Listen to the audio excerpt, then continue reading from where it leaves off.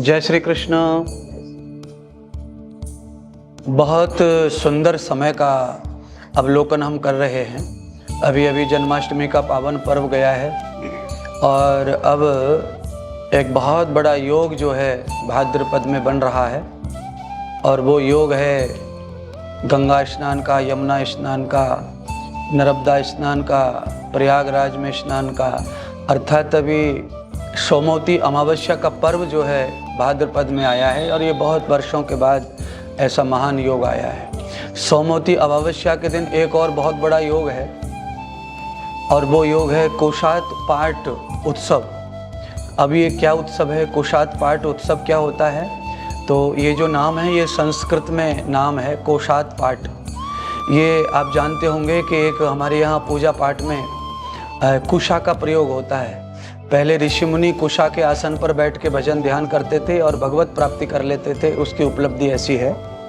तो मैं आपको बताना चाहूँगा कि जिनके घर में आर्थिक प्रॉब्लम चल रहा है, जो धन से परेशान हैं, यानी कि जिनके यहाँ काम है, नौकरी है, व्यापार है पर धन रुक नहीं रहा है, तो ये जो कुशात पाठ है, ये जो कुशात पाठ है यानी कि सोमवती अमावस्या में अगर ये पर्व के दिन ये कुशात पाठ का जो योग है ये आ जाए तो उस दिन जो कुशा होती है, जो जंगल में पैदा होती है, और कुशा का जो लकड़ी रहती है वो फूस की तरह रहती है और फूस का ही वो ग्रुप है कुशा, और कहीं कहीं उसे कांस भी कहते हैं।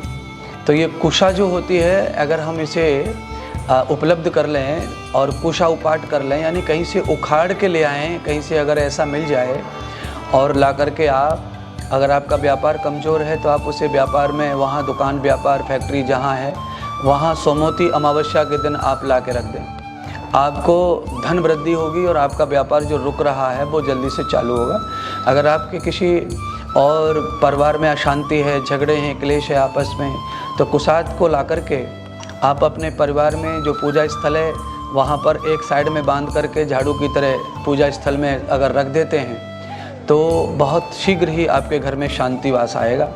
क्योंकि पूजा पाठ में यजमान की ये जो उंगली है यहाँ पर कुशात पाठ को पहना के बिठाते हैं, क्योंकि वो पवित्रता का प्रतीक है और उसके अंदर अग्नि का प्रादुर्भाव होता है, इसीलिए पूर्णतः से वो ऊर्जावान होती है। अगर कोई बार बार परीक्षा देता है और बार बार नौकरी में या परीक्षा में फेल होता है तो वह भी उस कुशा को अपने सिरहाने रख के अगर पढ़ाई करता है, अभ्यास करता है, तैयारी करता है तो वो ऊर्जा प्रदान करती है, शक्ति प्रदान करती है, मेमोरी को, बुद्धि को स्ट्रॉन्ग करती है।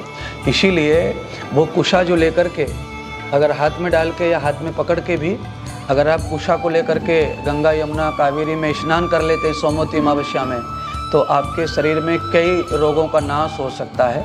इसीलिए ये भारी योग है। तो कुशात पाठ सोमवती अमावस्या के दिन अगर आप कुशा का ये प्रयोग करेंगे तो आपको अत्यधिक लाभ होगा और मुझे लगता है 2 तारीख को ही सोमवती अमावस्या है, उसका लाभ आप अच्छी तरह लें। बहुत बहुत धन्यवाद।